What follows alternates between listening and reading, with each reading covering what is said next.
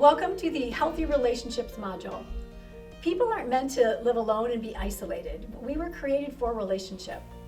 And those relationships can be a source of joy and comfort, or they can be a source of pain and stress. Largely, it's really up to you.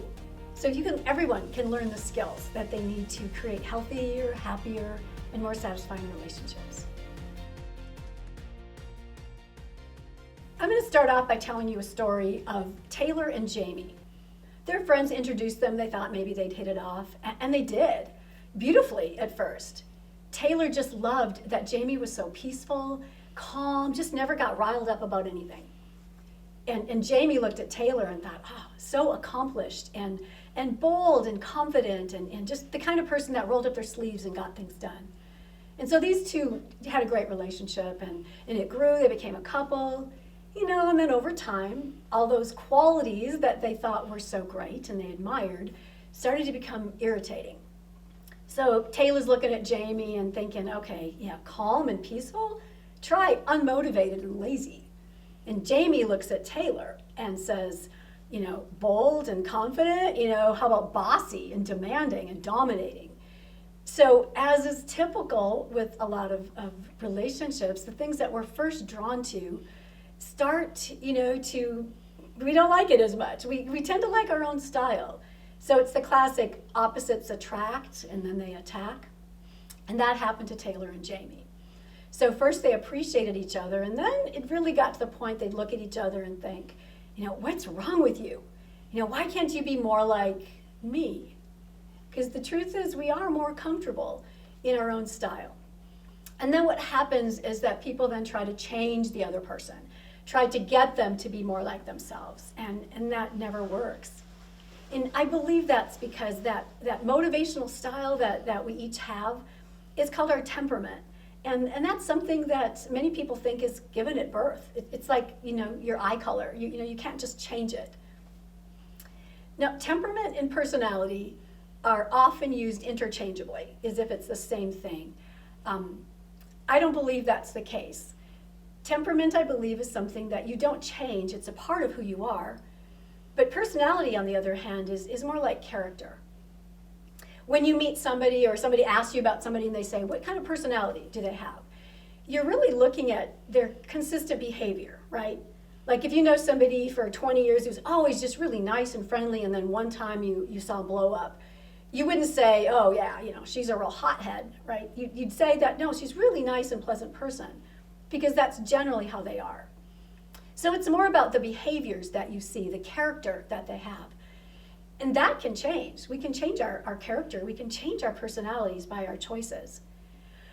Our behavior and how we act really comes from, our attitudes. It's what we think and what we feel about something. And our attitudes come from what we believe and what we perceive. So it starts there. So the way to change our behavior really got to go back to what is it that you really are believing, perceiving about something, what the conclusions that you're drawing from that, that's going to affect your attitude, your emotions, that's going to affect your behavior. And if you keep repeating that kind of pattern, pretty soon that's going to be your character and what people identify you as. That can all change.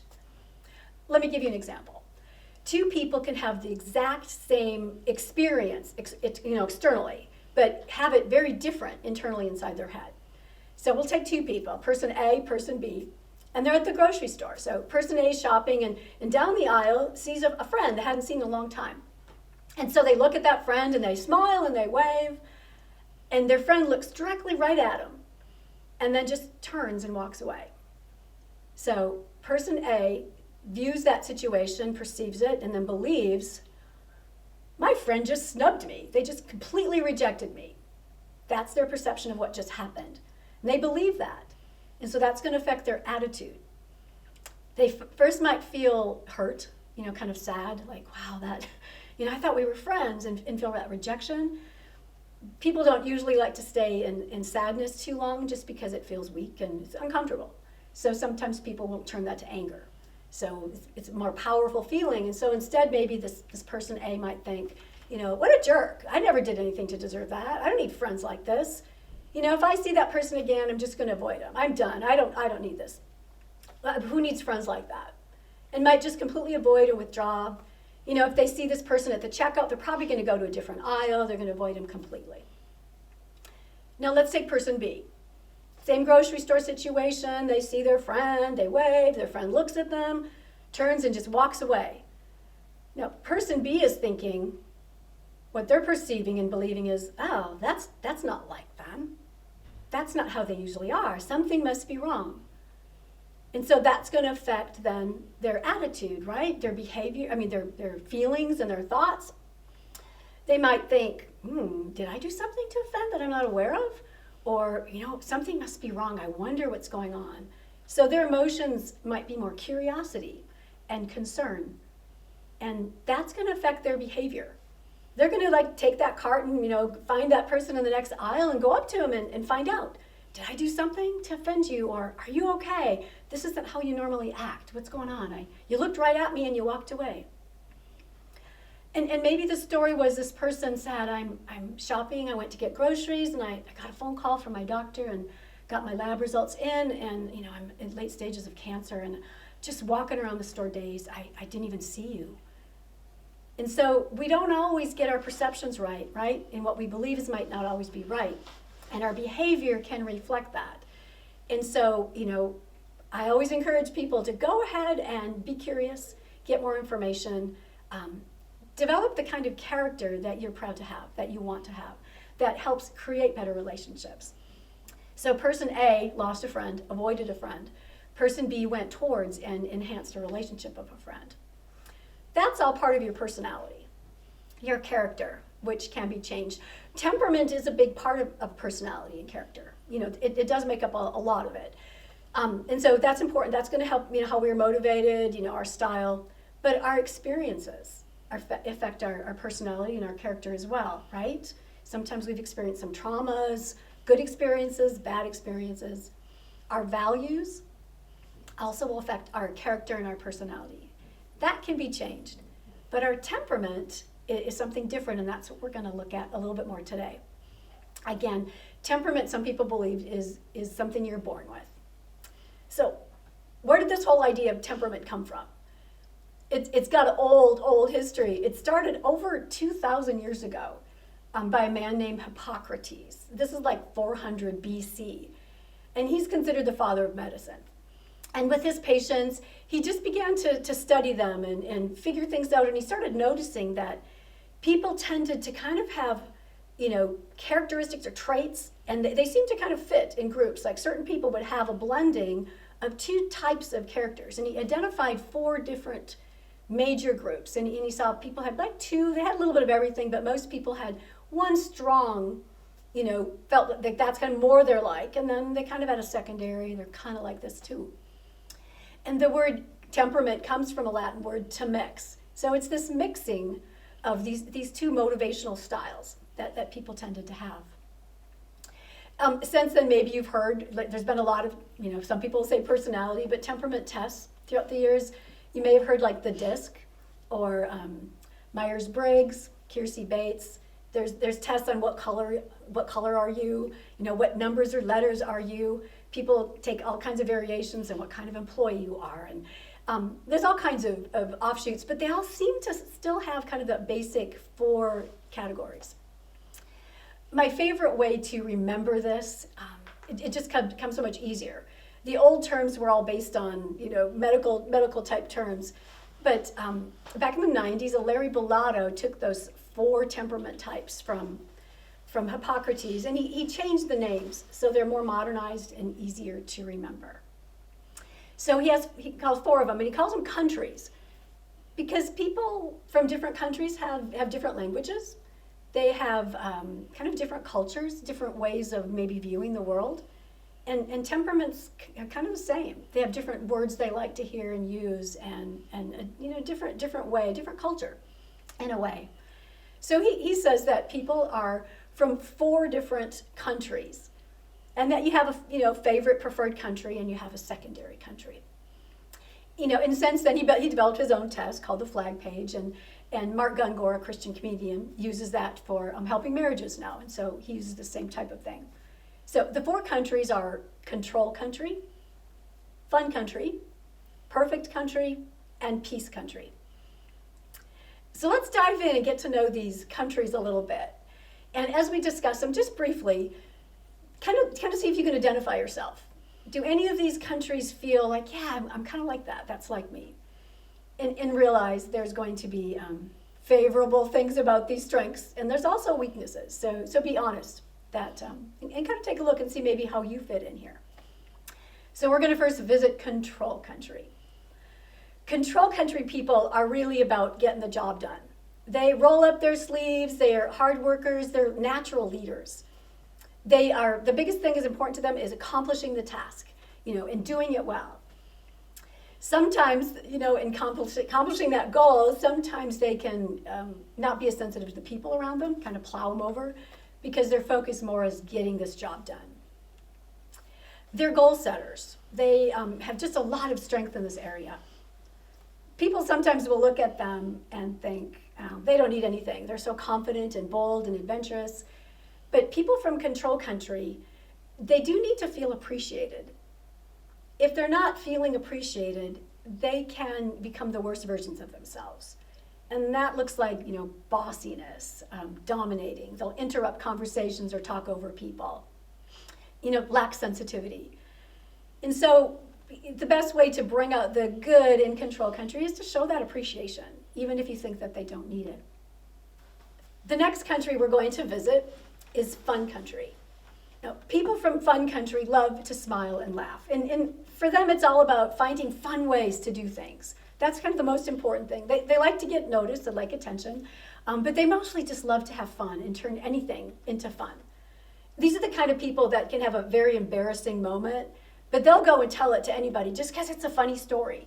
Where some of the other temperaments might feel, embarrassed, or they just want people to know that about them. But fun country people, they just enjoy making life fun, and they love adventure. They're usually very, very friendly. They're usually very faithful.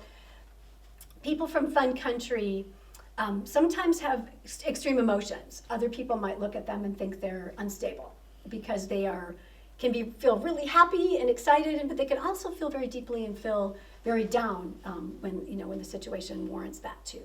So.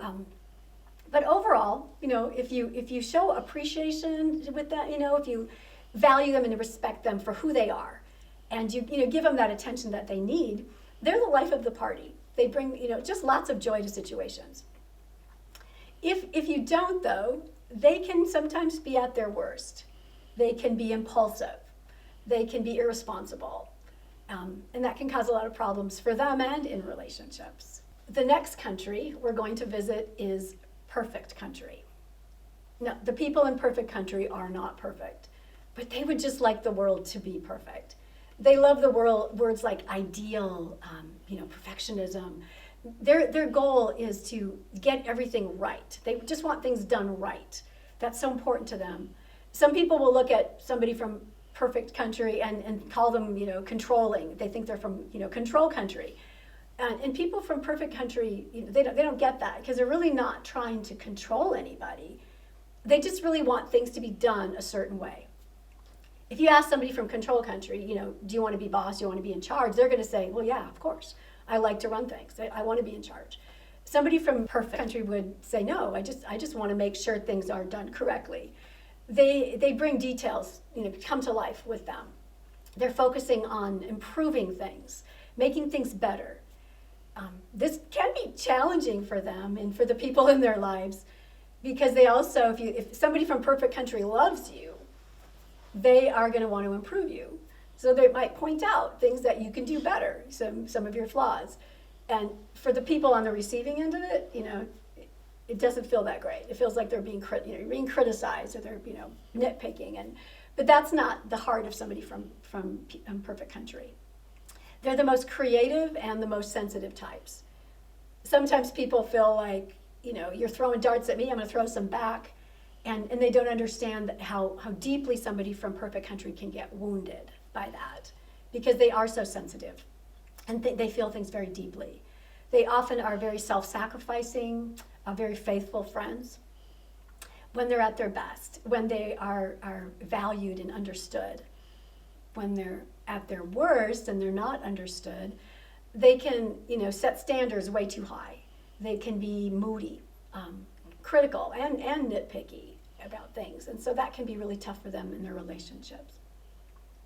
One of the challenges that people from perfect country have that other countries don't experience is that when someone from perfect country gets, wounded and has a lot of hurt, sometimes they'll turn that desire for perfectionism and to make things better onto themselves.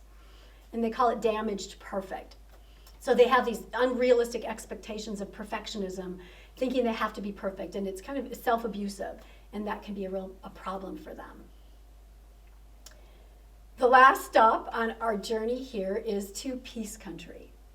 Now, for peace country, everybody just get along, so I can have a peaceful life. They're just very adaptable, calm, they're great listeners, they don't get riled up about things. They just want life to be peaceful. They're the kind of people that will say work smarter, not harder. They'd like to put the least amount of effort into getting a job done. So they're more efficient, maybe than some of the other countries. Because they are adaptable and so agreeable, sometimes they can get pushed around by the other countries. Control country comes along and says, hey, you need to be more productive. And so peace country will be like, oh, okay, yeah, we'll get some more done. Fun country is like, you need to liven up a little bit. Let's go do something fun. And oh, sure, I'll do that. And then perfect country comes along and says, I think you need to improve this in your life. You'll be a lot happier. So they're willing to try that. But to a point, when people from peace country, aren't respected for who they are, they can shut down and just cut off a relationship. At their best, they are good listeners and faithful and peaceful and, so pleasant, enjoyable to be around. But at their worst, they can get stubborn and lazy. And even though they often have a witty sense of humor, sometimes they can use that humor and be kind of cutting and sarcastic to other people. So with each of these characteristics and the combination of two, each has their own strengths, each has their own weaknesses. And the more that we understand our temperaments and how we're wired and how other people are wired, we can maybe start speaking their language a little bit more. We can start maybe, working with them a little bit more. Because why does it matter? The idea is to have better relationships and reduce conflict. And if we don't try to understand where somebody else is coming from, then oftentimes that's where those conflicts start. Let's go back and visit Taylor and Jamie, who we met at the beginning. So they have this ongoing fight. Every weekend, this is their repeated fight. They work during the week, so they have the weekends off. So, Jamie, what country do you think Jamie's from? Jamie's from peace country. I've worked all week. I just want to chill. Just going to watch some TV and just relax. This is great. Taylor, on the other hand, who do you guys think Taylor's from? Taylor's from control country. So Taylor's thinking, it's the weekend. We've worked all week at our jobs. Now it's time to get some projects done. Let's get some things done at home. You can see where this is a constant fight. Taylor's feeling like, I'm doing everything around here. You are so lazy. You're not helping. You're not pitching in. This is really unfair. And starting to kind of get angry and think, I don't even know if I want to be with Jamie anymore. And Jamie's looking at Taylor and, can't you just chill out? Why do we always have to be working? Can't we just relax once in a while? This is a constant fight these two are having. So if they could start understanding their own temperament, Taylor can say, yeah, I do like to get things done. That's really important to me. But just because I'm that way doesn't mean that that's the only way. That other people are different from me, and Jamie's different from me. So if I can see from Jamie's viewpoint, even if I don't agree with it, because it's not comfortable, it's not the way I'm wired, I can approach it different. So maybe Taylor could go to Jamie and say, I understand that you work hard and you want some time off on the weekends just to relax. And I get that. I love that about you, that you're a calm, kind of comfortable person. but I'm also feeling like I'm, carrying the weight and getting, everything done. So let's compromise. Let's work half the day and then half the day to relax.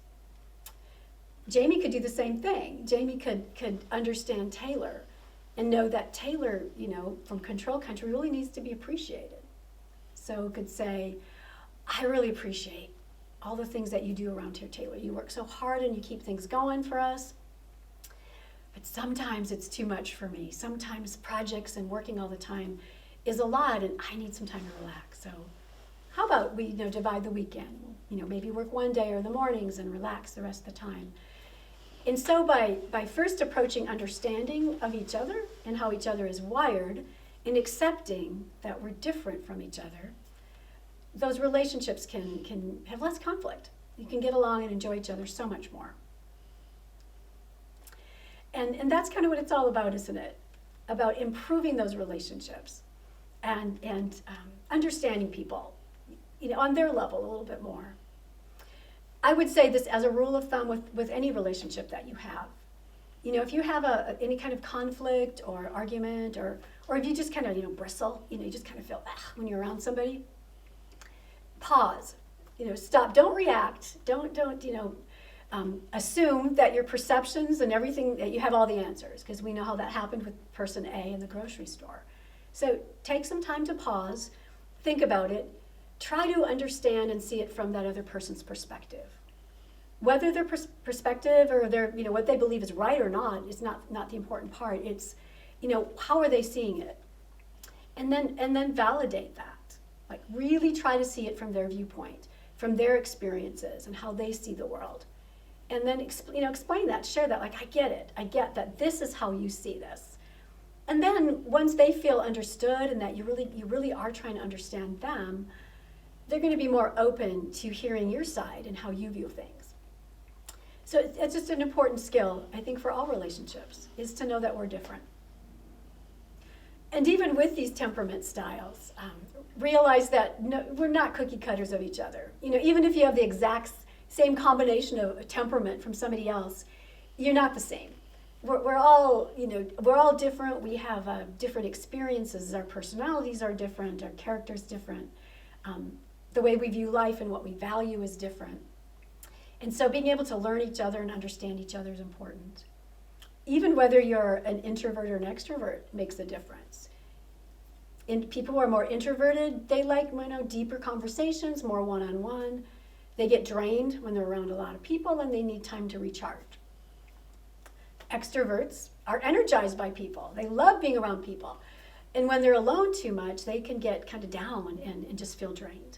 So even those aspects can really affect the way a person lives and how they handle things. And so understanding and appreciating those differences can really help you to be having a happier and healthier relationships. And isn't that what we all really want? We want to be really known, understood by others, and to be loved by others for that. So may you continue on and learn more about yourself and the people that you care about. In your workbooks, you'll see that there is a temperament test that you can take if you want to and kind of figure out, where you fit in and what those two favorite types of the countries that you're from. There's also some discussion questions and some role plays that you can do to kind of practice these skills. Because it doesn't come natural sometimes to us. We do need to practice and learn new skills so that we can be the people that we want to be. So thank you so much for listening, and continue on with the Healthy Relationship Module.